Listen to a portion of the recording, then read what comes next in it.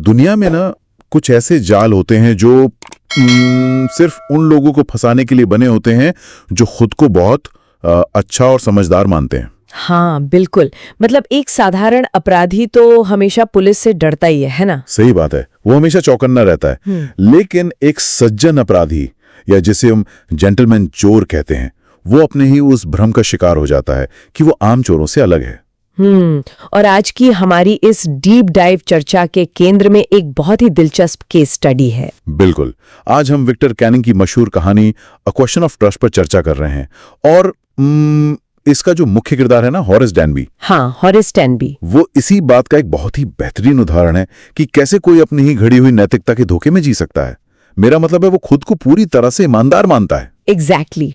और ये जो विषय है ना, ये सिर्फ एक कहानी तक सीमित नहीं है, ये मानव मनोविज्ञान का एक बहुत ही गहरा पहलू है। कैसे? देखिए, हम अक्सर ये मानते हैं कि अपराध करने वाले लोग एक बिल्कुल अलग दुनिया के होते हैं। हाँ, जैसे उनका पूरा जीवन सिर्फ गलत कामों के ही इर्द गिर्द घूमता हो। बिल्कुल, लेकिन हॉरेस डैनबी का जो चरित्र है वो हमें कंपार्टमेंटलाइजेशन, यानी अपने दिमाग के हिस्सों को अलग अलग खानों में बांटने की उस अद्भुत क्षमता से रूबरू कराता है। अच्छा, मतलब वो अपने जीवन को अलग अलग हिस्सों में बांट लेता है। हाँ, जहां एक इंसान साल के 364 दिन एक बेहद सम्मानित, कानून का पालन करने वाला नागरिक होता है, और सिर्फ एक दिन के लिए एक शातिर चोर बन जाता है। सही कहा, एक प्रोफेशनल चोर। यार, ये जो साल में सिर्फ एक दिन वाली बात है ना, यही सबसे ज्यादा चौंकाती है। सच में। मतलब वो कोई ऐसा व्यक्ति नहीं है जिसे पैसों की सख्त जरूरत है या जो भूखों मर रहा है। बिल्कुल नहीं। अगर हम तथ्यों पर नजर डालें तो वो 50 साल का एक अविवाहित आदमी है, और एक स्थापित सफल ताला बनाने वाला व्यवसायी भी तो है। उसके पास 2 सहायक भी तो हैं। हाँ, और वो एक हाउसकीपर के साथ रहता है जो हमेशा उसकी सेहत की चिंता करती रहती है। तो मतलब समाज की नजर में वो एक पूरी तरह से भला और सम्मानित इंसान है। एकदम परफेक्ट नागरिक, लेकिन उसके अंदर एक बहुत ही महंगी और अजीब सी भूख है। दुर्लभ और पुरानी किताबों की भूख। हाँ, महंगी किताबों का शौक। और इस शौक को पूरा करने के लिए वो क्या करता है? वो हर साल एक तिजोरी लूटता है। मतलब सोचिए। इस स्थिति को मनोविज्ञान में हम मॉरल लाइसेंसिंग कह सकते हैं। मॉरल लाइसेंसिंग, ये क्या होता है? ये एक ऐसी अवस्था है जहां एक व्यक्ति खुद को ये समझा लेता है कि चूंकि वो अपने जीवन के बाकी हिस्सों में इतना अच्छा और ईमानदार है, तो उसे थोड़ा सा गलत काम करने की छूट तो मिलनी चाहिए। एग्जैक्टली। हॉरेस खुद को एक अपराधी नहीं मानता। वो अपना बचाव इस विचार से करता है कि वो सिर्फ उन लोगों को लूटता है जिनके पास पहले से ही बहुत पैसा है। अच्छा, रॉबिन हुड सिंड्रोम जैसी कोई चीज? कुछ हद तक। वो किसी को शारीरिक नुकसान नहीं पहुंचाता। उसे लगता है कि उसका जो उद्देश्य है, यानी किताबें पढ़ना, ज्ञान अर्जित करना, वो उद्देश्य उसके चोरी करने के तरीके को पूरी तरह से सही ठहराता है। क्या बात है। हाँ, यही उसका भ्रम है। ये तो बिल्कुल वैसा ही हुआ ना जैसे आजकल के कुछ व्हाइट कॉलर अपराधी या कोई हैकर सोचता है। बिल्कुल, एकदम सही तुलना है। मतलब वो सोचते हैं कि वो तो बस किसी बड़ी कॉर्पोरेशन के सिस्टम की खामी उजागर कर रहे हैं या सिर्फ बड़ी कंपनियों से पैसा ले रहे हैं। हाँ, किसी गरीब का तो नुकसान नहीं कर रहे ना, यही उनकी दलील होती है। और हॉरेस ने शायद 15 साल पहले जेल की उस लाइब्रेरी में, जहां उसने अपनी पहली और इकलौती सजा काटी थी, वहीं से उसे ये किताबों का चस्का लगा होगा। हाँ, किताबें पढ़ना तो सीख लिया, लेकिन उसने अपने इस महंगे शौक को अपनी नैतिकता से ऊपर रख दिया। ये इस चरित्र का सबसे बड़ा विरोधाभास है। वो ताले बनाता है, समाज को सुरक्षा बेचता है, और फिर उसी सुरक्षा को भेदता भी है। बिल्कुल। तो क्या ये कहना सही होगा कि हॉरेस का खुद को एक सम्मानित नागरिक मानना ही उसका सबसे बड़ा भ्रम है, क्योंकि वो अपनी ही घड़ी हुई नैतिकता में जी रहा है? मैं पूरी तरह से सहमत हूं, और यही विरोधाभास उसे अति आत्मविश्वास की ओर ले जाता है। Over confidence. हाँ, जब कोई व्यक्ति यह मान लेता है कि वो आम अपराधियों से ज्यादा बुद्धिमान है, ज्यादा परिष्कृत है, तो वो अपनी योजनाओं को अचूक मानने लगता है कि उससे तो कोई गलती हो ही नहीं सकती। सही बात है। यह अहंकार उसकी अगली योजना में भी साफ छलकता है। वो इन किताबों को सीधे जाकर बाजार से नहीं खरीदता। नहीं, वो एक एजेंट के माध्यम से गुप्त रूप से मंगवाता है। और इस शरद ऋतु में 3 बहुत ही दिलचस्प किताबें बिक्री के लिए आने वाली हैं, जिसके लिए उसे पैसों की सख्त जरूरत है। और इसी जरूरत को पूरा करने के लिए वो अपनी अगली चोरी की योजना बनाता है। और योजना भी कोई छोटी मोटी नहीं है। इस बार उसने शॉर्ट ओवर ग्रेंज नाम की जगह को चुना है। जी हाँ, शॉर्ट ओवर ग्रेंज। उसने इस घर का पूरे 2 हफ्ते तक बारीकी से अध्ययन किया है। मतलब कमरे, बिजली के तार, रास्ते, बगीचा, सब कुछ। उसकी प्लानिंग एकदम सटीक थी। उसे ये तक पक्का पता है कि जिस दिन उसे चोरी करनी है, घर के दोनों नौकर फिल्में देखने लंदन गए हुए। मतलब उसके पास 4 घंटे का एकदम साफ समय है, कोई डिस्टर्ब करने वाला नहीं। बिल्कुल। और तिजोरी में 15,000 पाउंड के आभूषण हैं। बापरे, जिनसे उसे उम्मीद है कि कम से कम 5,000 पाउंड तो मिल ही जाएंगे, जो उसकी उन 3 दुर्लभ किताबों के लिए काफी होंगे। लेकिन मुझे जो बात इस पूरी प्लानिंग में सबसे ज्यादा हास्यास्पद लगती है ना, वो ये है कि उसे ये सारी जानकारी किसी जासूसी या रेकी से नहीं मिली। हाँ, ये इस पूरी कहानी का एक बहुत ही दिलचस्प पहलू है। मतलब ये आधुनिक समाज के इंफॉर्मेशन ओवरलोड पर एक बहुत ही सटीक व्यंग्य है। बिल्कुल है। हॉरेस को इस घर के बारे में ये सारी सटीक जानकारी एक मैगजीन के लेख से मिली थी। हाँ, जरा उस घर के मालिकों की मूर्खता तो देखिए। वो इतने अमीर हैं और अपनी संपत्ति का दिखावा करने के इतने उतावले हैं कि उन्होंने एक मैगजीन को अपने घर का पूरा नक्शा ही छाप लेने दिया। कमरों का विवरण तो दिया ही, साथ ही उस लेख में ये भी बता दिया गया कि एक खराब से पेंटिंग के पीछे घर की मुख्य तिजोरी छिपी हुई है। अरे, ये तो ऐसा ही है जैसे आज के दौर में कोई सोशल मीडिया इन्फ्लुएंसर अपने घर का होम टूर व्लॉग बनाए। हाँ, और अनजाने में अपने घर के सुरक्षा अलार्म का पासवर्ड और तिजोरी की लोकेशन भी पूरी दुनिया को दिखा दे। एग्जैक्टली। तो ये होरेस की बुद्धिमानी है या महज अमीर लोगों का खोखलापन? ये निश्चित रूप से समाज के एक खास वर्ग की मूर्खता और दिखावे की प्रवृत्ति को दर्शाता है। सही कहा। जब अमीर लोग अपनी मूल्यवान चीजों का इस तरह सार्वजनिक प्रदर्शन करते हैं, तो वे अनजाने में ही होरेस जैसे लोगों के लिए एक खुला निमंत्रण भेज रहे होते हैं। आबेल मुझे मार वाली बात है। बिल्कुल। वे अपनी सबसे सुरक्षित चीजों को पत्रिकाओं में छाप देते हैं और फिर सोचते हैं कि वे सुरक्षित हैं। और होरेस इस मूर्खता का फायदा बहुत ही पेशेवर तरीके से उठाता है। ये दिखाता है कि कैसे जानकारी अगर गलत हाथों में पड़ जाए तो वो सबसे बड़ा हथियार बन सकती है। और होरेस उस हथियार का इस्तेमाल करने के लिए पूरी तरह से तैयार है। वो घर में घुसता है, उसने दस्ताने पहने हुए हैं। क्योंकि वो कभी उंगलियों के निशान नहीं छोड़ता, ये उसका पेशेवर नियम है। हाँ, वो बहुत स्मार्ट है इस मामले में। वो रसोई के बाहर हुक से चाबी लेता है। अंदर एक कुत्ता है, शेरी। लेकिन हॉरेस घबराता नहीं है। नहीं, उसे पता है कि कुत्तों को शांत करने का सबसे अच्छा तरीका है उन्हें उनके असली नाम से पुकारना और थोड़ा प्यार जताना। और वो शेरी कहकर उसे शांत कर देता है। सब कुछ एकदम एक अच्छी तरह से कोरियोग्राफ किए गए नाटक की तरह चल रहा है। होरेस बहुत आत्मविश्वासी है। उसे लगता है कि उसका नियंत्रण पूरी तरह से स्थापित है, सब उसके कंट्रोल में है। लेकिन यहीं पर कहानी हमें ये याद दिलाती है कि कोई भी योजना कितनी भी सटीक क्यों ना हो, एक छोटी सी अप्रत्याशित चीज सब कुछ पलट सकती है। बिल्कुल। और यहाँ वो अप्रत्याशित चीज कोई पुलिस या सुरक्षा अलार्म नहीं है, बल्कि उसके खुद के शरीर की एक प्रक्रिया है। जीव विज्ञान हमेशा बेहतरीन योजनाओं पर भारी पड़ सकता है। जी हाँ, हे फीवर, एलर्जी। गर्मियों में होरेस को फूलों के पराग से एलर्जी होती है। शॉर्ट ओवर ग्रेंज के ड्राइंग रूम में एक मेज पर फूलों का एक बड़ा सा कटोरा रखा हुआ है, जो उसकी सबसे बड़ी मुसीबत बन जाता है। और इस तिजोरी खोलने के लिए अपने औजार निकाल ही रहा होता है कि फूलों की महक से उसे लगातार छींकें आने लगती हैं। और तभी पीछे से एक आवाज आती है, एक शांत, दयालु लेकिन बहुत ही दृढ़ आवाज। वो पूछती है, ये क्या है, सर्दी या हे फीवर? ये कहानी का सबसे बड़ा टर्निंग पॉइंट है। मतलब एक पल में माहौल बदल जाता है। एक भौतिक चोरी अचानक एक मनोवैज्ञानिक युद्ध में तब्दील हो जाती है। और वो आवाज किसी पुलिस वाले की नहीं है। नहीं, हॉरेस मुड़कर देखता है। दरवाजे पर एक बेहद सुंदर युवा महिला खड़ी है जिसने लाल रंग के कपड़े पहने हुए हैं। Lady in red. हाँ, और जो बात होरेस के दिमाग को सबसे ज्यादा चकरा देती है वो ये है कि घर का कुत्ता शेरी, वो उस महिला के पैरों से रगड़ खा रहे जैसे वही घर की असली मालकिन हो। बिल्कुल। महिला की आवाज में कोई घबराहट नहीं है, वो चीख नहीं रही है। वो बहुत शांत है, दयालु है, लेकिन उसकी आवाज में एक अजीब सा नियंत्रण है। वो कहती है कि वो बिल्कुल सही समय पर वापस आ गई है, हालांकि उसे घर में किसी चोर से मिलने की उम्मीद नहीं थी। अगर हम इस स्थिति का मनोवैज्ञानिक विश्लेषण करें ना, तो ये बहुत ही अद्भुत है। कैसे?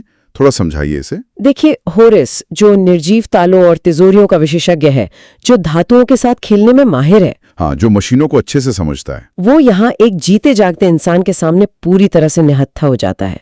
वो महिला कोई हथियार नहीं निकालती, कोई शोर नहीं मचाती। सच में वो बस वहां खड़ी है। वो सोशल इंजीनियरिंग का बहुत ही उन्नत स्तर इस्तेमाल कर रही है। वो हॉरेस को एक अपराधी की तरह नहीं, बल्कि एक अवांछित मेहमान की तरह ट्रीट कर रही है। यार, यही बात मेरे दिमाग को घुमा देती है। ये एक बहुत ही सस्पेंस से भरा पल है। बिल्कुल है। वो चीख नहीं रही है, वो बस एक साइकोलॉजिकल जूडो खेल रही है। हाँ, वो उसी तकनीक का इस्तेमाल कर रही है जिसका इस्तेमाल हॉरेस ने कुत्ते को शांत करने के लिए किया था। शांत रहना और नियंत्रण दिखाना, क्या बात है। हॉरेस भागने की सोचता है। वो महिला से कहता भी है कि उसका पहला ख्याल तो भागने का ही था। लेकिन महिला तुरंत कहती है कि अगर उसने ऐसा किया तो वो टेलीफोन करके पुलिस को बुला लेगी। अब हॉरेस अपनी उसी नकली कठोर अपराधी वाली छवि को आगे लाने की कोशिश करता है। वो कहता है कि वो पहले टेलीफोन के तार काट देगा।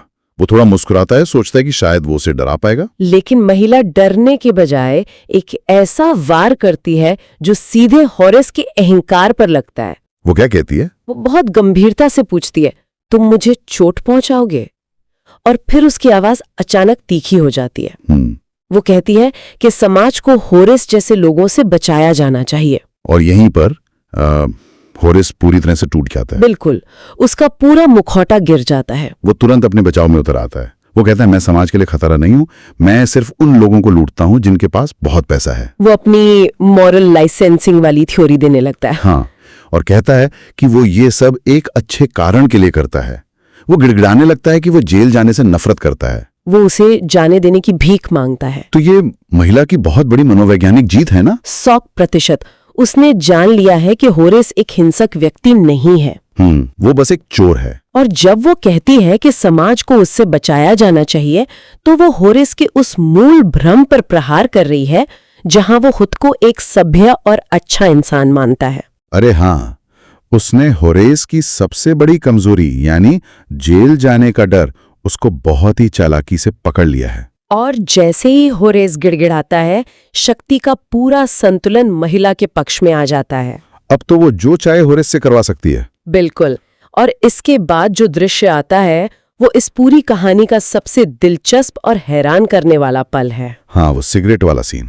महिला मेज पर रखे एक चांदी के बक्से से सिगरेट निकालती है। और हॉरेस, जो अब बुरी तरह डरा हुआ है, जो बस किसी तरह उस महिला को खुश करना चाहता है ताकि वो उसे जाने दे, वो क्या करता है? वो अपने दस्ताने उतार देता है और लपक कर उसे अपना सिगरेट लाइटर पेश करता है। ये सिर्फ एक शारीरिक क्रिया नहीं है, ये एक बहुत बड़ा और शक्तिशाली प्रतीक है। मतलब सरेंडर करने का प्रतीक? हाँ, एक पेशेवर चोर के लिए उसके दस्ताने उसकी सबसे बड़ी ढाल होते हैं। सही बात है। दस्ताने का मतलब है कोई उंगलियों के निशान नहीं, कोई सबूत नहीं। लेकिन उस महिला के सामने खुद को एक सज्जन साबित करने की बेताबी में वो अपनी सबसे बड़ी सुरक्षा को उतार फेंकता है। ये तो मुझे उस बात की याद दिलाता है जहां एक बेहद शातिर हैकर जो अपनी पहचान छिपाने के लिए 3-3 VPN इस्तेमाल करता है। और फिर क्या होता है? वो सिर्फ इसलिए पकड़ा जाता है क्योंकि उसने किसी कस्टमर सर्विस वाले के ईमेल का बहुत ही विनम्रता से अपने असली पर्सनल ईमेल अकाउंट से रिप्लाई कर दिया। अरे बाप रे! बिल्कुल यही बात है। हॉरेस का वो अंदरूनी संस्कार, वो सभ्य दिखने की जो सामाजिक कंडीशनिंग है, वो उसकी सारी पेशेवर चालाकी पर भारी पड़ जाती है। वो एक पेशेवर चोर से एक घबराया हुआ दरबारी में बदल जाता है जो बस महारानी को खुश करना चाहता है। क्या सही उपमा दिया आपने, घबराया हुआ दरबारी। और इसी मानसिकता का फायदा उठाते हुए वो महिला अपना अंतिम दाव चलती है। उसकी खुद की बनाई हुई छवि उसका सबसे बड़ा फंदा बन जाती है। महिला शर्त रखती है कि वो हॉरेस को तभी जाने देगी जब वो उसके लिए एक काम करेगा। वो एक कहानी गढ़ती है ना? हाँ, वो कहती है कि उसे आज रात एक पार्टी में जाना है और उसे अपने गहने पहनने हैं, लेकिन वो तिजोरी खोलने के नंबर भूल गई है और उसका पति घर पर नहीं है। और हॉरेस, जिसे बस वहां से आजादी चाहिए, वो बिना कुछ सोचे समझे कहता है, नंबर भूल गई हैं, कोई बात नहीं, बस इसे मुझ पे छोड़ लीजिए। वो भूल जाता है कि उसने दस्ताने उतार दिए हैं। बिल्कुल, वो बिना दस्ताने पहने सिर्फ 1 घंटे के भीतर तिजोरी खोल देता है, सारे गहने उस महिला को सौंप देता है और बड़ी खुशी खुशी वहां से चला जाता है। उसे लगता है कि उसने स्थिति को बहुत स्मार्टली संभाल लिया। वो सोचता है कि वो बच गया। 2 दिन तक वो एकदम शांत रहता है। लेकिन तीसरे दिन जब वो अपनी किताबों के लिए किसी नई तिजोरी को लूटने का प्लान बना ही रहा होता है, दोपहर तक पुलिस उसे गिरफ्तार कर लेती है। आरोप शॉर्ट ओवर ग्रेंज की डकैती। और गिरफ्तारी का कारण बिल्कुल स्पष्ट था। पूरे कमरे में, तिजोरी पर, लाइटर पर, हर जगह उसकी उंगलियों के निशान थे। उसने बिना दस्ताने के तिजोरी जो खोली थी, ये एक ऐसी भूल थी जो कोई भी नौसिखिया चोर भी नहीं करता। लेकिन हॉरिस ने ये भूल एक सज्जन बनने के चक्कर में की। और फिर उसने पुलिस को अपनी वो कहानी बताई कि कैसे उस घर की मालकिन ने ही उसे तिजोरी खोलने के लिए कहा था। लेकिन जब असली मालकिन सामने आती है तो हॉरिस का सारा भ्रम टूट जाता है। असली मालकिन कोई जवान, सुंदर, लाल कपड़े पहने महिला नहीं थी। नहीं, वो एक 60 साल की सफेद बालों वाली बेहद तेज तरार महिला निकलती है, जो हॉरिस की इस पूरी कहानी को सिरे से बकवास बता देती है। ये इस पूरी चर्चा की सबसे बड़ी विडंबना है, जिसे हम द अल्टीमेट आयरनी कहते हैं। बिल्कुल, वो लाल रंग के कपड़े वाली महिला उस घर की मालकिन थी ही नहीं। तो वो कौन थी? वो दरअसल हॉरिस के ही पेशे की एक और चोर थी। अरे बाप रे, उसने हॉरिस का इस्तेमाल एक औजार की तरह किया। बिल्कुल। मतलब उसने घर में चोरी भी कर ली, बिना कोई सुराग छोड़े, सारे गहने भी ले उड़ी और उंगलियों के निशान छोड़ गई हॉरिस डैनबी के। हॉरिस को किसी सुरक्षा प्रणाली ने नहीं हराया, कानून या पुलिस ने नहीं हराया, बल्कि उसे एक साथी चोर की चालाकी और बुद्धिमत्ता ने पूरी तरह से मात दे दी। उस महिला ने हॉरिस की योजना, उसके डर और सबसे बढ़कर उसके सभ्य दिखने की चाहत का पूरी तरह से फायदा उठाया। उसने हॉरिस को उसी के जाल में फंसा दिया। एक चोर की स्वाभाविक वृत्ति होती कि वो वहां से भाग निकले, लेकिन हॉरिस के अंदर के उस नकली जेंटलमैन ने उसे फंसा दिया। उसी ने उसे दस्ताने उतारकर लाइटर पेश करने और फिर तिजोरी तोड़ने पे मजबूर कर दिया। तो अब हॉरिस का क्या हाल है? वो वापस वहीं पहुंच गया जहां से सब शुरू हुआ था, जेल की लाइब्रेरी में। अब वो वहां असिस्टेंट लाइब्रेरियन है। वो अक्सर उस आकर्षक और चतुर युवा महिला के बारे में सोचता है जिसने उसे धोखा दिया है। और जाहिर है उसे बहुत गुस्सा आता होगा। बहुत ज्यादा। और अगर कोई इसके सामने चोरों के बीच सम्मान या ऑनर अमंग थीव्स की बात करता है तो वो क्रोध से भर उठता है। लेकिन सोचने वाली बात यह है कि क्या ये चोरों के बीच सम्मान का विचार ही अपने आप में एक विरोधाभास नहीं है? मतलब जो लोग अपनी आजीविका ही दूसरों का भरोसा तोड़कर और नियम तोड़कर चलाते हैं, उनसे ये उम्मीद कैसे की जा सकती है कि वे आपस में किसी अलिखित नियम या सम्मान का पालन करेंगे? ये बहुत ही सटीक सवाल है। चोरों के बीच सम्मान दरअसल अपराधियों द्वारा खुद को तसल्ली देने के लिए गढ़ा गया एक भ्रम है। हॉरिस मानता था कि वो एक अच्छा चोर है, इसलिए उसे लगता था कि इस पेशे के कुछ उसूल हैं। वो ये मान बैठा था कि चूंकि वो एक भद्र चोर है, इसलिए दुनिया भी उसके साथ वैसा ही व्यवहार करेगी। लेकिन उस दूसरी महिला चोर ने ऐसे किसी नियम की परवाह नहीं की। उसने सामने एक अफसर देखा, एक ऐसा चोर जो बहुत डरा हुआ है, जो अच्छा इंसान दिखना चाहता है, और उसने उस अफसर का बेरहमी से फायदा उठाया। तो हॉरिस की हार उसकी योजना की कमी या उपकरणों की खराबी नहीं थी। नहीं, उसकी हार उसकी वो कमजोरी थी जहां वो खुद को एक चोर से ज्यादा एक मददगार और सभ्य नागरिक मानना चाहता था। ये वाकई सोचने पर मजबूर कर देता है। इस पूरी घटना से एक बहुत ही गहरा मानवीय सच निकल कर आता है। बिल्कुल। अक्सर हम अपनी एक छवि बना लेते हैं कि हम बहुत अच्छे हैं, बहुत समझदार हैं या बहुत सुरक्षित हैं। और हॉरिस डैनबी के लिए उसका भ्रम ये था कि वो अपराध करते हुए भी एक नेक इंसान रह सकता है। लेकिन उसी भ्रम ने उसे सबसे ज्यादा कमजोर बना दिया। ये एक ऐसा सबक है जो सिर्फ चोरी या अपराध तक सीमित नहीं है। तो फिर ये किस बारे में है? ये मानव स्वभाव की उस विडंबना को दर्शाता है, जहां हमारा अपना अहंकार, हमारी अपनी वो छवि जिसे हम दुनिया के सामने पेश करना चाहते हैं, वही हमारी सबसे बड़ी भेद्यता बन जाती है। भेद्यता मतलब सबसे बड़ी कमजोरी बन जाती है। हाँ, जब हम अपनी ही गढ़ी हुई कहानी पर बहुत ज्यादा विश्वास करने लगते हैं तो हम सच्चाई को देखने में विफल हो जाते हैं। हॉरिस ने उस महिला पर इसलिए विश्वास नहीं किया क्योंकि वो भरोसेमंद दिख रही थी, बल्कि इसलिए किया क्योंकि उस महिला ने उससे वो महसूस कराया जो वो महसूस करना चाहता था, एक सम्मानित और मददगार व्यक्ति। एग्जैक्टली। तो इस गहरे चर्चा के अंत में एक बहुत ही चुभने वाला सवाल उठता है। वो क्या समाज में खुद को अच्छा, सम्मानित और सभ्य दिखाने की हमारी जो बेतहाशा चाहत होती है, वो अक्सर हमारे लिए सबसे बड़ा जाल बन जाती है?